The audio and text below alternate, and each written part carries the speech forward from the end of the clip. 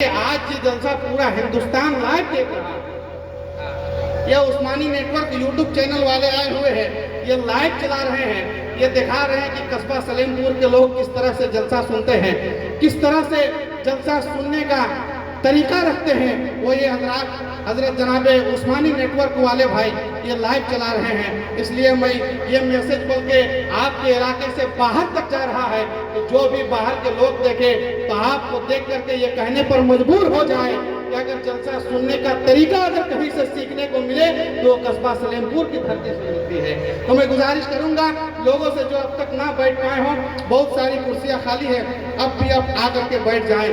یار یہ جلسہ رسول ہے، جلسہ رسول میں جب بھی کسی کی بات ہوتی ہے، کسی نیتا کی بات نہیں ہوتی، کسی دنیا دار کی بات نہیں ہوتی، جب بھی بات ہوتی ہے پروردگار اور نائب پروردگار کی بات ہوا کرتی ہے۔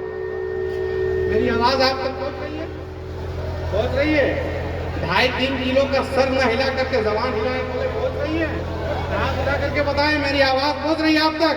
ماشاءاللہ سارے لوگ سن رہے ہیں۔ سننے کے ساتھ ساتھ یہ لوگ سمجھدار بھی لوگ ہیں، سمجھدار لوگ بھی ہیں، اور جلسوں میں سمجھدار میں سجدہ ریز ہو گیا۔ میرے نبی نے اشارہ کیا تو پوچھا ان کی مٹھی میں جو مٹھی کے اندر کنکریاں تھی وہ کنکریاں بھی کلمہ پڑھنے لگی۔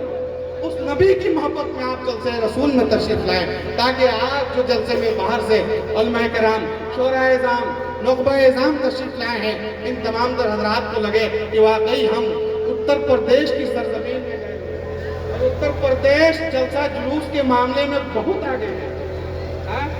دیگر صوبہ کے لوگ یہاں جب آتے ہیں تو یہاں سے سیکھ کر کے جاتے ہیں جلسہ کس طرح سنا جاتا ہے اور جلسہ کس طرح پڑھا جاتا ہے۔ تو یہ محتاج تعارف نہیں ہے، یہ مدرسہ غوثیہ بھی آج کا ادارہ نہیں اور یہ پہلا سالانہ جلسہ نہیں بلکہ یہ 41واں جلسہ دستار بندی کا جلسہ ہونے جا رہا ہے، جس جلسے میں یہاں کے اساتذہ کرام نے، یہاں کے علماء کرام نے، یہاں کے ممبران نے ہندوستان کے بڑے بڑے علماء شورا کو بلایا ہے۔ آپ نے سن لیا، تمام تر حضرات کا نام بھی سن لیا۔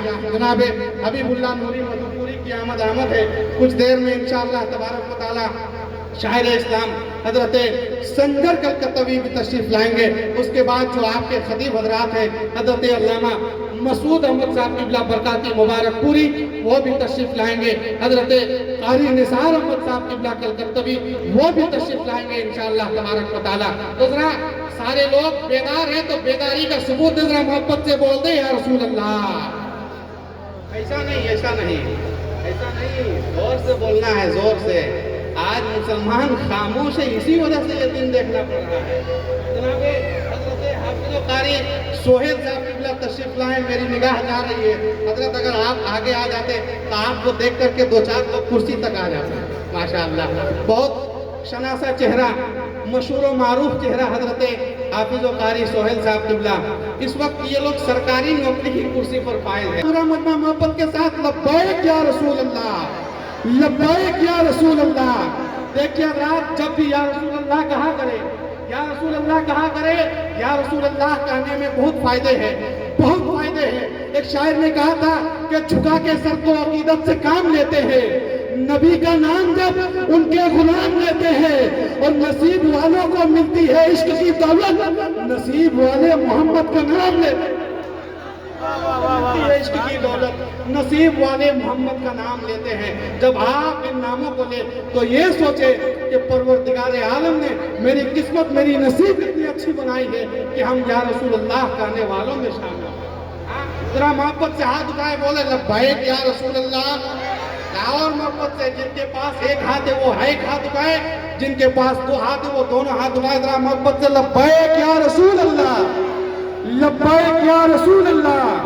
نعرہ تکبیر، نعرہ رسالت، مسلک اعلیٰ حضرت علماء اہل سنت۔ اب کچھ شعر پڑھ دیا جائے حبیب اللہ بھائی، کیا محبت سے بول دے سبحان اللہ۔ سرور کونوں مکہ شمس الدہا کو دیکھ کر اہل اسٹیج کی توجہ چاہتا ہوں۔